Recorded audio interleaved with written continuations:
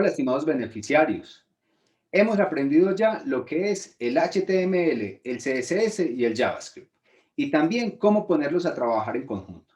Sin embargo, seguramente ustedes han notado que escribir todo este código y diseñar los estilos para que la interfaz gráfica responda a diferentes tamaños de pantalla es bastante complejo. Para dar solución a esta problemática, existen muchos frameworks de tipo CSS. Estos agilizan el desarrollo y acortan muchísimo los tiempos de implementación. Vamos a ver un ejemplo de cómo crear un formulario de registro de personas con el framework Bootstrap, desarrollado por Twitter. Aunque también recomiendo que revisen el Materialize CSS, que está basado en el Material Design de Google. Veamos este ejemplo. Vamos ahora a desarrollar un formulario de inscripción con unos campos específicos, siguiendo la estructura de un framework de CSS llamado Bootstrap. Para ello, ya he configurado en nuestra carpeta de trabajo una carpeta llamada Intro Bootstrap. Sin embargo, la carpeta está totalmente vacía. Vamos a iniciar desde acá. Lo primero que debemos hacer es ir al sitio web de Bootstrap. Es getbootstrap.com. Acá vamos a encontrar muchísima información, documentación y ejemplos de todo lo que se puede hacer con este framework. Vamos a ver cómo es que este trabaja. Este framework tiene la opción de ser instalado en una aplicación de Node o puede ser enlazado a través de un proceso o de un servicio que se llama JS Deliver, que nos permite obtener toda la información de los archivos JavaScript y CSS necesarios. Para ello, pues vamos a decirle Get Started y acá voy a encontrar toda la introducción y cómo hacemos para que nos funcione. Muy bien, nos dice que tiene un componente CSS y un componente de JavaScript. Y además, pues nos dice, existe un archivo que nos permite unir todo, se llama bundle, todo lo referente al JavaScript. ¿Por qué? Porque el Bootstrap necesita dos archivos principales, el Popper.js y el Bootstrap. Estos dos los podemos encontrar unidos en este bundle, aunque lo podemos hacer de manera independiente. Ya vamos a ver cómo lo haremos nosotros. Muy bien, además nos dice, miren, tenemos ya una plantilla inicial que nos va a servir. Muy bien, pues lo que hacemos es copiar este código y lo llevamos para un archivo que debo crear acá. Ya sabemos que a través del comando touch genero archivos. Voy a llamarlo index.html. Y acá lo tenemos ya. Lo abrimos y pegamos el código que trajimos del sitio web de Bootstrap. Muy bien, fíjense que acá me obtiene el CSS de Bootstrap y además me da una estructura donde me agrega el código de JavaScript mediante una opción 1, que es esa opción de bundle, ¿sí? Todo integrado en un solo archivo. Pues lo podemos dejar de esta manera. De igual forma voy a dejar esto acá documentado por si queremos probar los archivos independientes.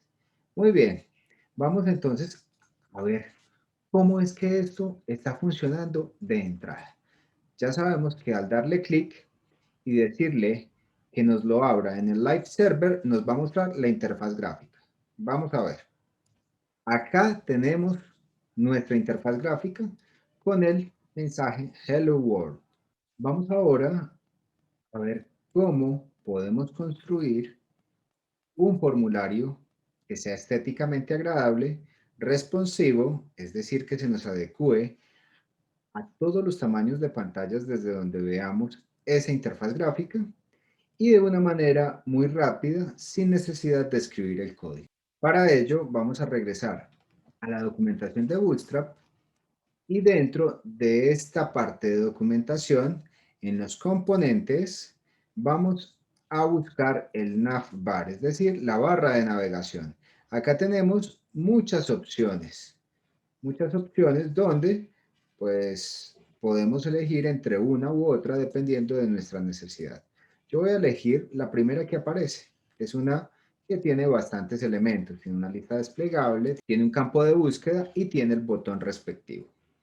Muy bien, lo que voy a hacer es copiar este código y lo voy a llevar para nuestra interfaz gráfica. Acá lo voy a poner encima del mensaje H1 que tenemos. Muy bien, y lo voy a guardar. Si regreso a la interfaz gráfica, pues ya tengo acá, fíjense, una barra de navegación sin necesidad de haber escrito ni una línea de código. Solamente he tomado la documentación de Bootstrap. Ahora, necesito que esto no esté alineado hacia el rincón, es decir, que no se nos amplíe hasta el 100%. Entonces, pues puedo desde el código, sí, hacer un pequeño ajuste. Acá voy a agregar un div.container y al oprimir la tecla tabulador, el mismo Visual Studio Code me va a componer un div con la clase container. Vamos a definir este título 1 o H1 dentro de ese contenedor. Vamos a guardar y veremos el cambio dentro de la interfaz gráfica. Es decir, fíjense que me ha definido esto, alrededor de un 80% me va a tomar. Esto lo vamos a ver ahora cómo se nos extiende un div o un elemento HTML a un 80% simplemente y me lo centra. Eso es lo bonito de esta parte. Si quisiésemos que la barra de navegación también se centrara, pues lo único que deberíamos hacer sería encerrar esa barra de navegación dentro de ese div contenedor. Guardamos y vamos nuevamente a la interfaz gráfica y ya la vemos debidamente centrada. Ven que tiene esta misma distancia acá que la parte derecha. Muy bien, esto ya nos da una muy buena impresión de la interfaz gráfica que estamos construyendo. Y no hemos escrito ni una línea de código con respecto a la barra de navegación. Lo único que hemos agregado es el contenedor. Muy bien, ahora lo que vamos a hacer es aprovechar una estructura de formulario. Un formulario que va a ir en esta sección y que nos va a permitir ingresar unos datos y validarlos. Bueno, ¿cómo lo vamos a hacer? Simplemente desde esa misma documentación de Bootstrap tenemos una sección de forms y todo esto lo tenemos, el overview, el form control, los select, los checkboxes y radios, todo esto ya lo hemos visto en el video anterior y en la documentación adicional de esta semana. Vamos a ir directamente a la parte final, que es la validación. Esta parte de validación me permite a mí obtener un código que me va a funcionar de una manera bastante interesante. Es decir, me carga un formulario y al hacer el envío del formulario me va a validar toda la información. ¿Cómo lo hace? Ahora les explicaré cada uno de los componentes que tiene este código. Vamos a analizarlo cada uno y vamos a personalizarlo. Vamos entonces a copiarlo acá y acá, en lugar de tener el título H1 llamado Hello World, pues voy a agregar el código que traigo desde la documentación del loopback. Muy bien, ya hemos guardado, vamos al navegador en nuestra interfaz gráfica y fíjense, ya tenemos un formulario debidamente construido con algunas opciones que podemos personalizar. Muy bien, ¿qué debemos hacer? Pues analizar el código de cómo es que esto está construido. Voy a ir a la parte superior. Lo primero que voy a encontrar es la etiqueta form.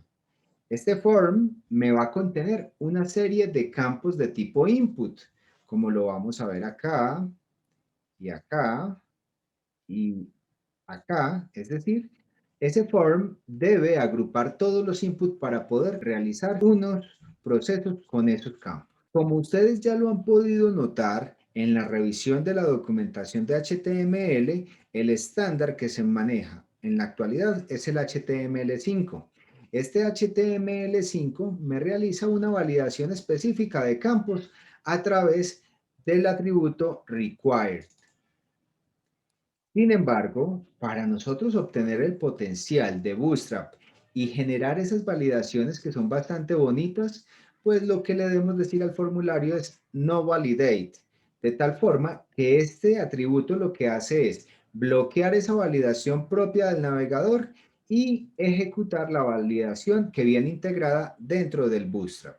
Ahora les voy a explicar qué es cada uno de estos. Recuerdan que en la sección anterior les hablaba mucho de los div y que eran utilizados para que la interfaz gráfica fuera responsiva y que nos pudiésemos dividir algunas secciones. Muy bien, pues acá está. Pues vamos a analizar que cada div me pertenece a mí como una celda de una tabla. Le estoy diciendo que tendrá la clase columna, que es de tamaño medio y que va a ocupar 4 espacios. Es importante esta medida. Resulta que para el HTML en este tipo de frameworks, lo máximo que puedo tener de ancho a un elemento son 12 unidades. Eso quiere decir que esta columna me va a ocupar la tercera parte. 4 por 3, 12, allí lo tenemos. Es decir, acá tengo la otra columna, acá, y acá también tengo otra columna, es decir, estas tres columnas me van a ocupar la primera fila de la interfaz gráfica, es decir, los primeros 12 espacios. Y si voy a la interfaz gráfica, me doy cuenta que estos tres primeros campos tienen una medida igual y me ocupan todo el ancho del contenedor que tengo allí. Muy bien, ¿qué sucede si yo quisiese modificarlo? Es decir, realizarle unas medidas adicionales. Por ejemplo, que acá me mida 6 y que acá también me mida 6. Guardo y al cargar la interfaz gráfica me doy cuenta que tanto el first name o nombre y el last name o apellido me ocupan la primera fila. Lo podemos dejar así, de esta manera. Además de esto, pues lo que vamos a hacer es adecuar nuestro formulario para poder registrar una persona utilizando o consumiendo el web service de agregar personas que desarrollamos con Loopback. ¿Cómo lo vamos a hacer? Bueno, pues ya tenemos el nombre, los apellidos. Podemos revisar cómo es que está construido ese modelo.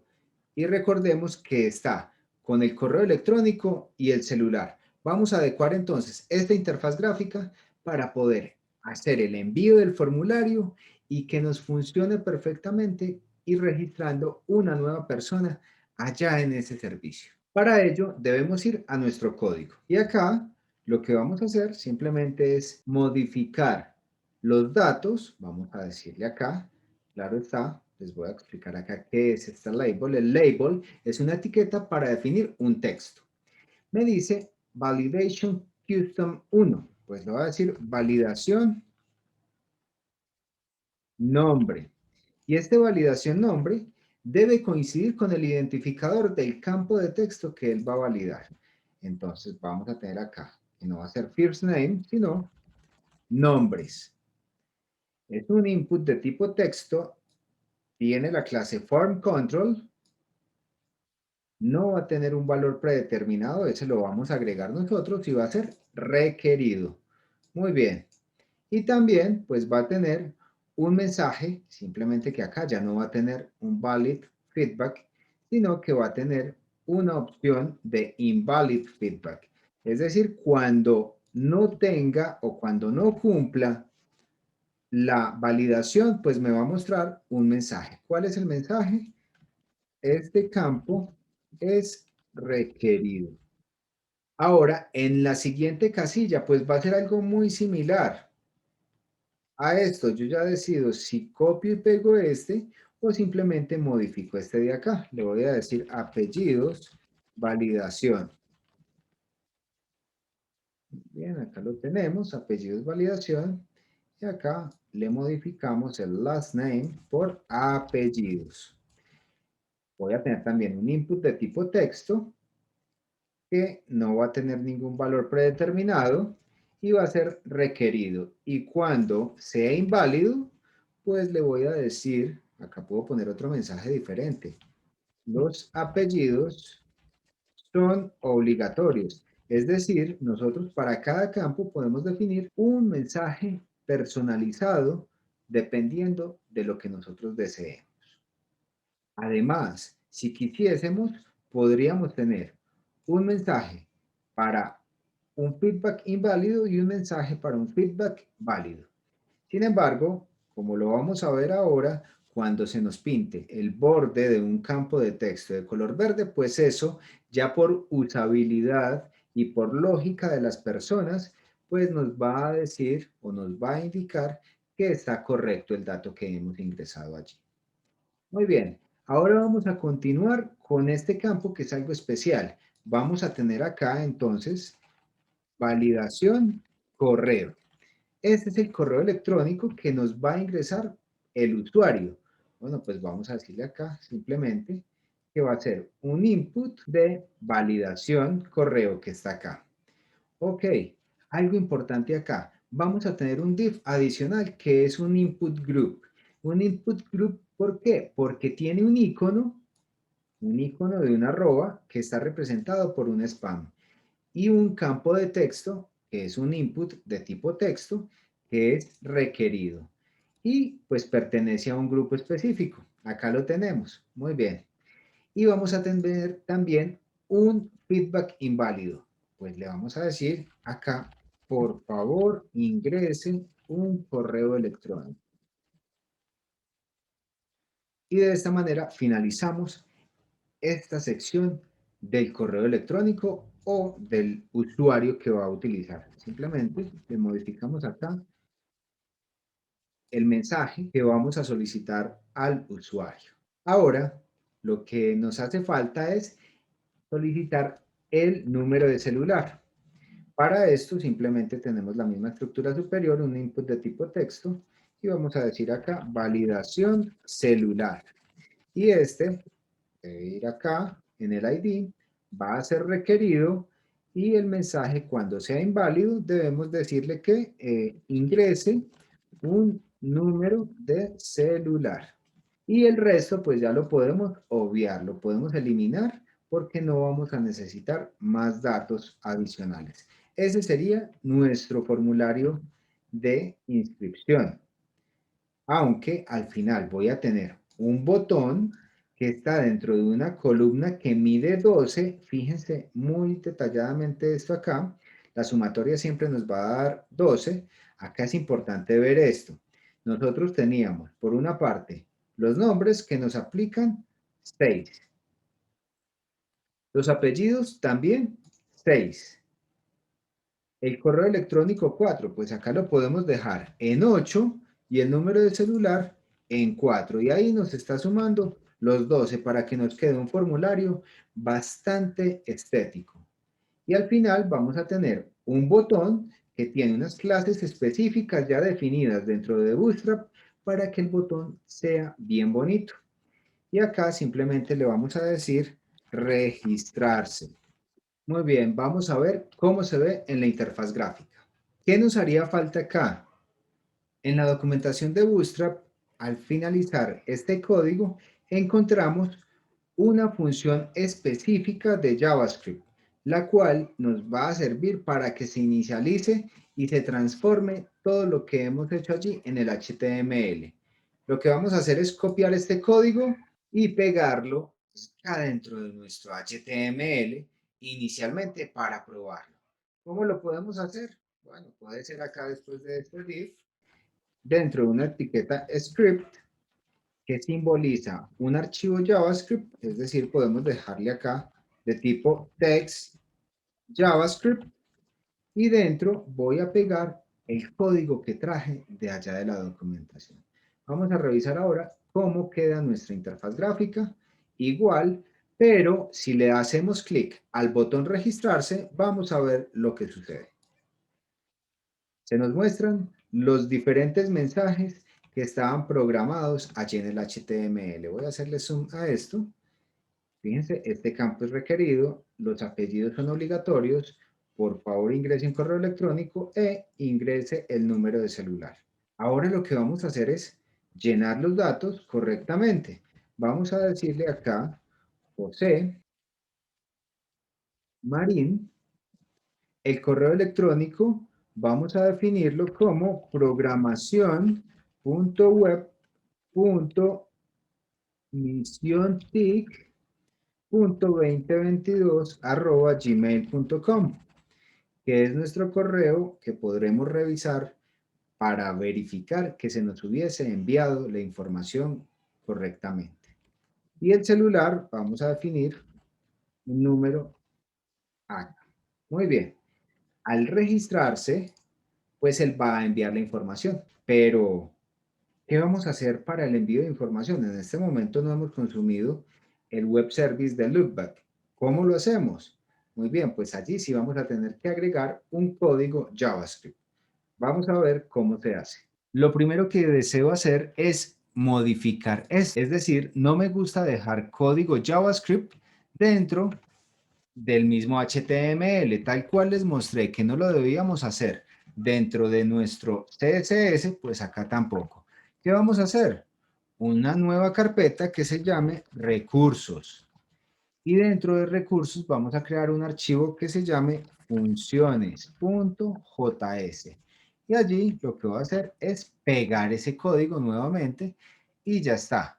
¿Cómo lo invocamos? Pues desde el index, en esta parte, vamos a decirle que vamos a importar un script de tipo text JavaScript y que tiene una ruta que apunta a recursos al archivo funciones.js. Muy bien, acá ya lo tenemos. Ahora, es importante que ustedes sepan, y caigo en cuenta acá de esto, que para funcionar de esta manera, con este enlace específico, ustedes deben tener conexión a Internet. Si en algún momento no tienen conexión a Internet, lo que yo les recomiendo es que copien la dirección URL, la traigan al navegador, peguen esa dirección URL y él va a arrojar un código específico. A esto le pueden decir guardar como y guardan este archivo con el nombre bootstrapbundle.min.js. ¿Y ese archivo dónde lo van a guardar? Lo deben guardar dentro de la carpeta de recursos que hemos definido en nuestro Visual Studio Code. Es decir, en esta de acá. Y ya no van a invocar a la URL, sino que van a invocar a la carpeta recursos y al archivo bootstrap.bundle.min.js. Esto como recomendación para las personas que no tengan conectividad a Internet continuamente. Continuamos entonces. Ya tenemos nuestro código acá para poder realizar bien las validaciones. Ahora, lo que necesito hacer es dentro de estas mismas funciones, un evento que capture el envío del formulario y ejecute a través de un fetch el llamado a ese web service de loopback que me registra dentro de la base de datos. Esa función se va a llamar registrar persona. ¿Y esta función desde dónde será invocada? Pues va a ser invocada desde esta parte cuando el formulario sea válido. Es decir, si no es inválido, pues será válido y simplemente voy a llamar a registrar persona. Y me deberá mostrar un mensaje que diga todo está bien. Vamos a probarlo desde la interfaz gráfica. Vamos a tener acá nuestro botón de registrarse, vamos a darle clic y nos muestra los campos en rojo, es decir, que están con problemas. Voy a ingresarle acá unos datos.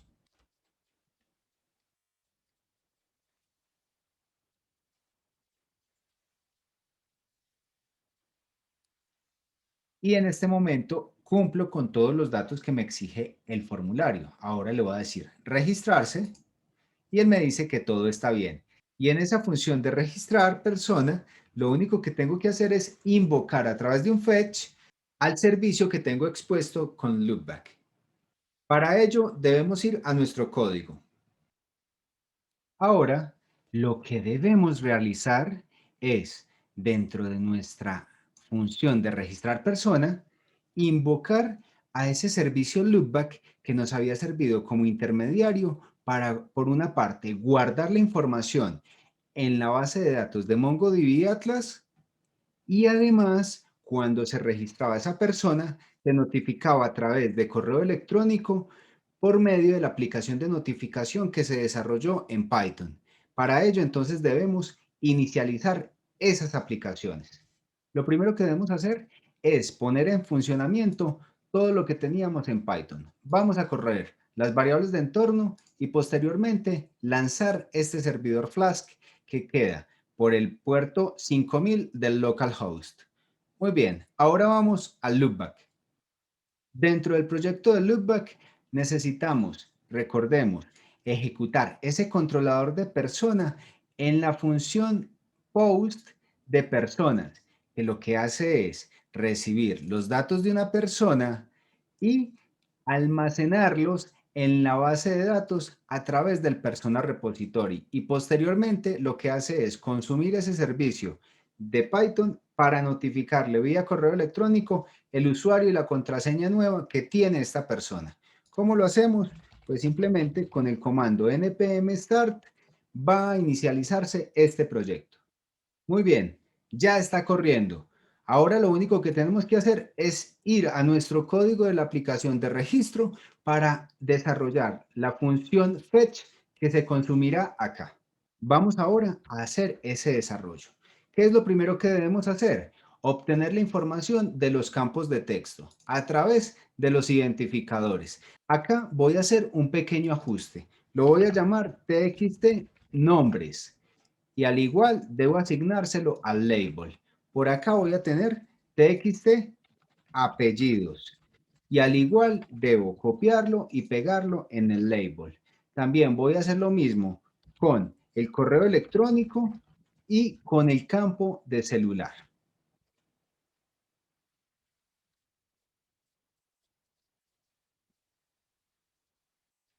Buen trabajo. Y ahora que tenemos esto, podremos inicializar esta función definiendo la captura de los valores de esos campos de texto. ¿Cómo lo vamos a hacer? A través de 4 variables. La primera, que se llame nombres, que va a ser igual al document, que corresponde al documento de HTML, y le pido que por favor haga un query selector. Ya esto lo habíamos hecho. Ahora lo vamos a hacer a través del elemento o del selector identificador, a través de ese símbolo numeral. Y le decimos que por favor vaya y tome el valor que tiene un campo de texto que tiene el identificador txt nombres.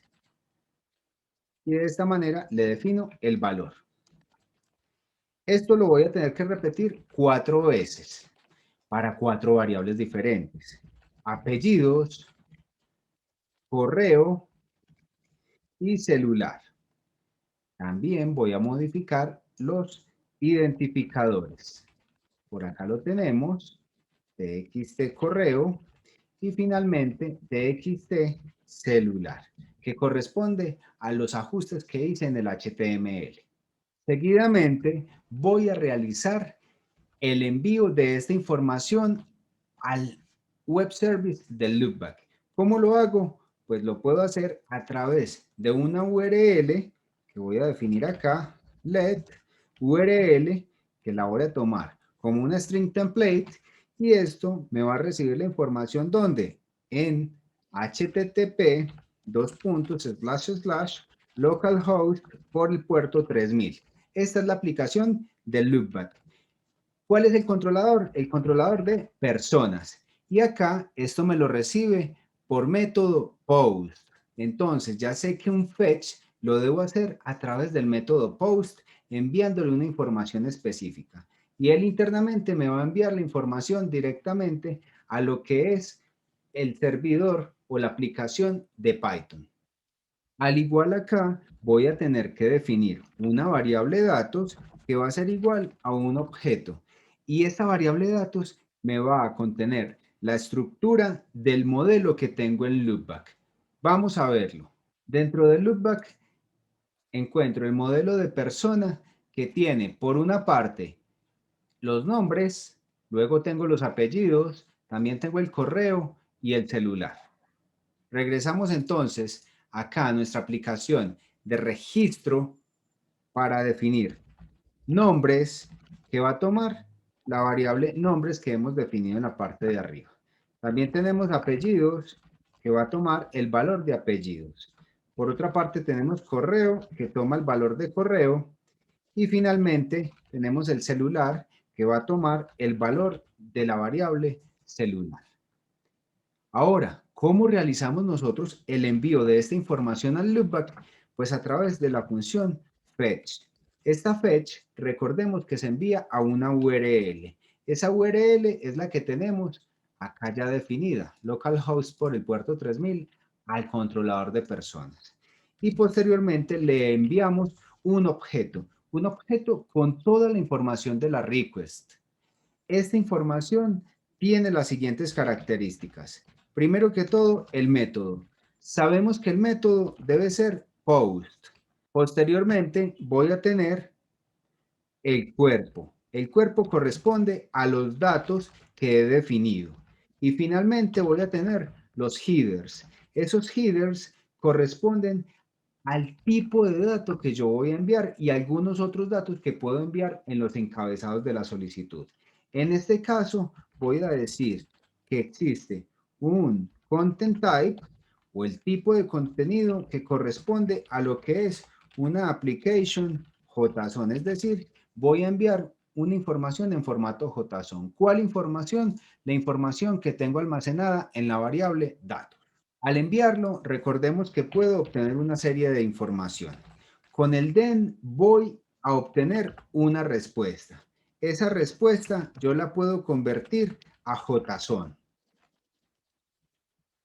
Al convertirla a JSON, podré obtener un error o una respuesta satisfactoria. Y acá lo que voy a hacer es obtener a través del DEN el mensaje que me devuelve el loopback. Y acá lo que voy a hacer es mostrar el mensaje que llega a través de la consola, haciendo esta instrucción. Muy bien, lo que nos queda pendiente es detener la ejecución del formulario a través de la función prevent default. Esto lo debemos hacer después de la función registrar persona. Vamos a probar en la interfaz gráfica cómo es que se nos muestra esto. Acá tenemos el formulario completo. Voy a llenarlo con datos personales para poder realizar el registro. Ya tenemos el formulario diligenciado. Vamos a realizar la prueba a través del botón registrarse. Pero antes voy a hacer la combinación de teclas Ctrl+Shift+I para revisar qué es lo que se nos va a mostrar por la consola de desarrollador. Vamos a hacer clic en registrarse. Nos muestra un error. Vamos a revisar qué es lo que sucede. Me dice que hay un token inesperado en la posición 1 del JSON. Es un error muy común y se refiere a la información que estamos enviando en el body. Acá no podemos enviar esta información en el formato JSON. Debemos enviarlo en una cadena de texto utilizando el json.stringify que me convierte en una cadena de texto la información que está en JSON. Ahora sí, vamos a ir a revisar nuevamente cómo es que va a funcionar esto. Se nos ha recargado la información y tiene los datos ya precargados. Vamos a hacer clic nuevamente en registrarse. Muy bien, ahora sí me muestra la información del nuevo registro que se ha almacenado tanto en base de datos y vamos a verificar que en el correo electrónico se cuente con el mensaje. Muy bien, acá ha llegado el correo electrónico hace unos segundos solamente con la información correspondiente al usuario y la contraseña que pertenece a esta persona. Muy bien, ya hemos comprendido cómo utilizar un framework CSS para construir la interfaz gráfica del usuario que soporte toda la interacción que tengan las personas con nuestro sistema de información. Además, se ha demostrado nuevamente cómo reutilizar los desarrollos propios. Los invito a que practiquen mediante la vinculación de uno de estos frameworks en su proyecto. Gracias por acompañarme en este video. Nos vemos en el siguiente. Hasta luego.